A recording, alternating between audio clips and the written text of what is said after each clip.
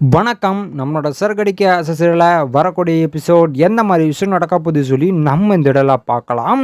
So Sita கிட்ட வந்து அருண் வந்து இல்லாத விஷயத்தையும் சொல்லிடுறாங்க. இந்த மாதிரி விஜயான்னு சொல்கிறவங்க தான் திருடினாங்க அப்படின்னு சொல்லி அருண் வந்து சீதா கிட்ட வந்து சொல்லிட்டு இருக்காங்க. சீதாக்கு இது கேட்ட உடனே மிகப்பெரிய ஒரு அதிர்ச்சி. என்னடா இவங்க தான் எடுக்க சொன்னாங்களா அப்படின்னு சொல்லி சீதாக்கு மிகப்பெரிய ஒரு அதிர்ச்சி.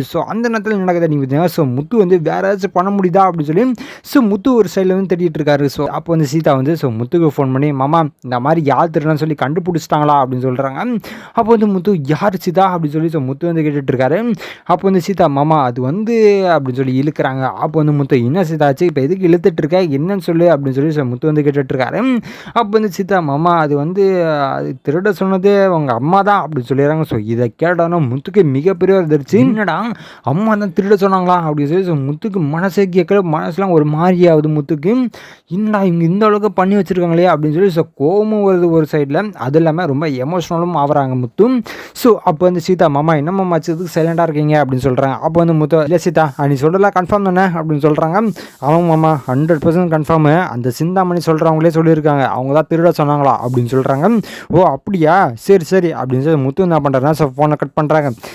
பண்ண உடனே என்ன நடக்குது அப்படின்னு பார்த்தீங்கன்னா முத்து அவசர அவசரமாக வீட்டுக்கு வராங்க. வந்த உடனே எல்லாருமே உட்காந்துருக்காங்க.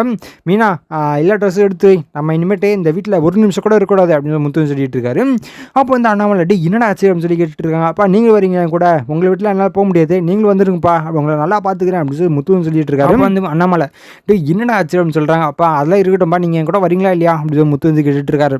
அப்போ வந்து சரி உங்களை தானே வருவேன் நான் தான் முன்னாடி சொல்லிட்டு நீ எங்கே போகணும்னு சொல்லிட்டு அங்கே தான் நான் வருவேன் அப்படின்னு சொல்லி அண்ணாமலைன்னு சொல்கிறாரு. அப்போ வந்து விஜயா எங்கடா போயிட்டு இருக்கீங்க எல்லாரும் அப்படின்னு சொல்லி விஜயம் கேட்டுட்டு இருக்காங்க. அப்போ வந்து முத்து நீங்கள் பண்ணுற வேலைக்கு வேறு என்ன பண்ணுவாங்க அப்படின்னு சொல்லி முத்து வந்து கேட்டுட்டு இருக்காரு.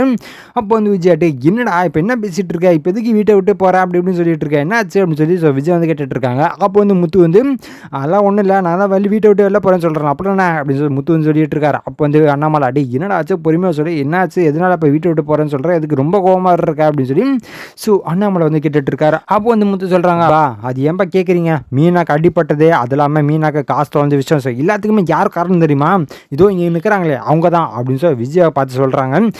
இதை கேட்டதுன்னா விஜய்க்கு ஒரே அதிர்ச்சி. என்னடா அவன் நம்மளை சொல்கிறான் ஒருவேளை கண்டுபிடிச்சிட்டானோ அப்படின்னு சொல்லி விஜய் வந்து நினச்சிட்டு இருக்காங்க. அப்போ வந்து அண்ணாமலை என்னடா சொல்கிறேன் அப்படின்னு சொல்லி அண்ணாமலை ஏன்ச்சுன்னு வந்து கேட்குறாரு. அம்மாப்பா இவ்வளோ விஷயம் நடந்தது காரணம் அம்மா தான் அப்படின்னு சொல்லிட்டு இருக்காங்க. அதுவும் இல்லாமல் இந்த அளவுக்கு போன அவங்க வீட்டில் நாங்கள் எப்படி இருக்க முடியும் ஒரு செக்யூரிட்டியே கிடையாது எப்படி அவள் இருப்பா அந்த வீட்டில் அப்படின்னு சொல்லி முத்து வந்து கேட்டுட்டு இருக்காரு. அப்போ வந்து அண்ணாமலை எப்படா சொல்கிறேன் உனக்கு எப்படி தெரியும் அப்படின்னு சொல்லி கேட்டுட்டு இருக்காங்க. அப்போ வந்து முத்து வந்து இந்த மாதிரி சீதா தெரிஞ்சாரு சொன்னார். அவர்கிட்ட வந்து சொன்னோம் சீதா அவங்க வந்து விசாரணை பண்ணி எல்லா விஷயத்தையும் கண்டுபிடிச்சிட்டாங்க. அதுவும் சிந்தாமணி சொல்கிற பொம்பளை தான் இந்த மாதிரி இவங்க ஃபோன் பண்ணி சொல்ல சொன்னாங்க அப்படின்னு சொல்லி சிந்தாமணி எல்லா விஷயத்தையுமே சொல்லிட்டாங்க அப்படின்னு சொல்லி முத்து வந்து சொல்லிட்டு இருக்காரு.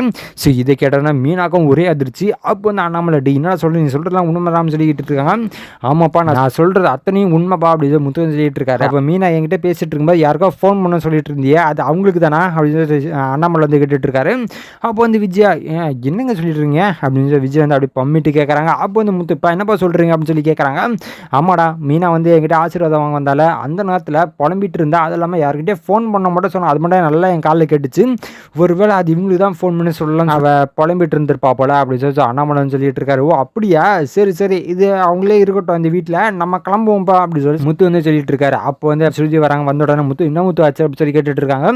அப்போ வந்து மீனா வந்து சொல்கிறாங்க இதுமாதிரி நடந்த விஷயத்த எல்லாத்தையுமே சொல்கிறாங்க. இதை கேட்டாருன்னா ஸ்ருதிக்கு என்ன பண்ணுறதுனே தெரியல. ஆண்டி என்ன ஆண்டி நீங்கள் பண்ணி வச்சுருக்கீங்க என்ன காரியம் பண்ணி வச்சுருக்கீங்க நீங்கள் ரோகிணி அந்த அளவுக்கு பண்ணீங்க போய் சொல்கிறவ திருடி அப்படி இப்படி என்னென்னமோ சொல்லி அடிக்கலாம் செஞ்சீங்க நீங்கள் இப்போ என்ன பண்ணிட்டு இருந்திருக்கீங்க அப்படின்னு சொல்லி ஸ்ருதி வந்து கேட்டுட்டு இருக்காங்க. அப்போ வந்து விஜய் எதுவுமே சொல்லாமல் சைலண்டாக இருந்துட்டு இருக்காங்க. ஆமாம் இவன் வந்துட்டா ஒருத்தி அப்படின்னு சொல்லி மனசில் நினச்சிட்டு இருக்காங்க. அப்போ வந்து அண்ணாமலை விஜயா என்ன இப்போ எதுக்கு சைலண்டாக இருந்துட்டு இருக்க இவ்வளோ பெரிய காரியம் பண்ணிட்டு இருக்க இவ்வளோ அசால்ட்டாக இருந்துட்டு இருக்கா அப்படின்னு சொல்லி அண்ணாமலை வந்து கேட்டுட்டு இருக்காரு. அந்த ரோஹிணி இப்போ எதுக்கு எல்லாம் ஆன்ட்டியை சொல்லிட்டு இருக்கீங்க அவங்க என்ன தப்பு பண்ணாங்க அப்படின்னு சொல்லி கேட்டுட்டு இருக்காங்க.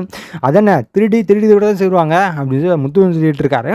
அப்போ வந்து விஜய் தேவையில்லாமல் அவளை கம்பேர் பண்ணி என்கிட்ட பேசிகிட்டு இருக்காத அப்படின்னு சொல்லி விஜயன் சொல்கிறாங்க. ஆமாம் இது மட்டும் நல்லா பேசுங்க அப்படின்னு சொல்லி முத்து சொல்லிட்டு இருக்காரு.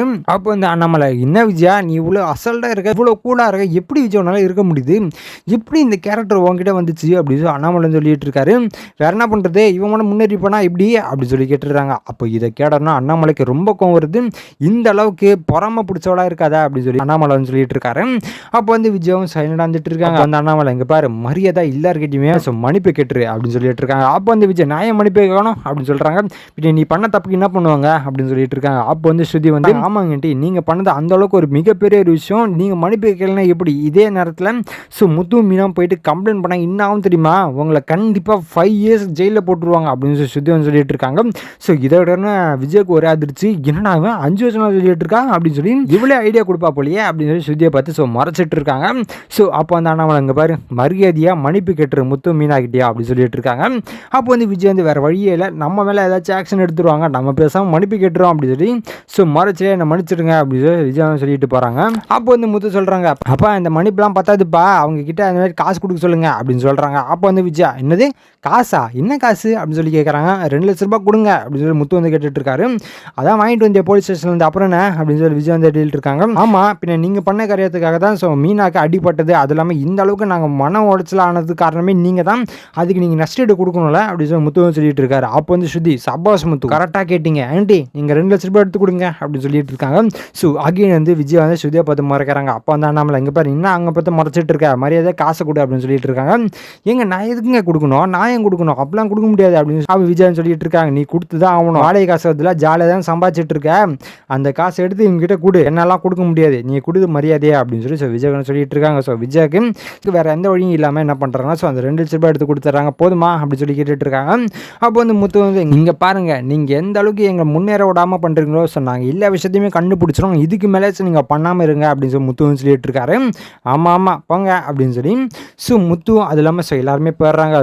இதுக்கப்புறம் விஜய்க்கு என்ன பண்ணுறதுன்னு தெரியல, எப்படி அந்த சிந்தாமணி மாட்டி இருப்பா அப்படின்னு சொல்லி விஜய்க்கு என்ன பண்ணுறதுனே தெரியல. அதே மாதிரி என்ன பண்ணுறாங்கன்னா சிந்தாமணிக்கு ஃபோன் பண்ணுறாங்க, சிந்தாமணி ஃபோன் எடுக்கல, அகைன் ஃபோன் பண்ணுறாங்க, பண்ண உடனே என்னங்காச்சு இப்போ எதுங்க என் பேர் எங்கே சொன்னீங்க அப்படின்னு சொல்லி விஜய் சொல்லிட்டு இருக்காங்க. அப்போ அந்த சிந்தாமணி ஆமாங்க என்னங்க பண்ணுறது, முத்துக்கு இந்த அளவுக்கு பவர் இருக்குன்னு எனக்கு தெரியாதுங்க, போலீஸை பர்சனலாக எடுத்து எல்லா விசாரணை பண்ணி முடிச்சுட்டோம், என்னையும் மாட்டி விட்டாங்க அப்படின்னு சொல்லி சிந்தாமணி சொல்லிட்டு இருக்காங்க. அட போங்க, உங்களை நம்பி நான் ஒரு விஷயம் பண்ண பாருங்க, இனிமேல் நான் உங்களை நம்பவே மாட்டேன் அப்படின்னு சொல்லி விஜய் வந்து இந்த சிந்தாமணியை பார்த்து சொல்லிட்டு இருக்காங்க. ஆஹா என்னடா இந்த அம்மாவா வருதே அப்படின்னு சொல்லி சிந்தாமணி நினச்சிட்டு இருக்காங்க. நம்மளே இவங்கள வச்சு தான் ஏதாச்சும் பண்ண முடியுதான்னு பார்த்துட்டு இருக்கோம், இப்போ இந்த அம்மா நம்ம ஒழிக்க வரலன்னா என்ன பண்ணுறது அப்படின்னு சிந்தாமணி நினச்சிட்டு இருக்காங்க. இதுக்கப்புறம் எந்த மாதிரி விஷயம் நடக்க போகுது சொல்லி நான் அடுத்த வீடியோவில் உங்களுக்கு அப்டேட் பண்ணுறேன். அது வரைக்கும் நம்ம சேனலை சப்ஸ்கிரைப் பண்ணி பக்கத்தில் பெல் ஐக்கன் பண்ணி வச்சுக்கோங்க. நன்றி, வணக்கம்.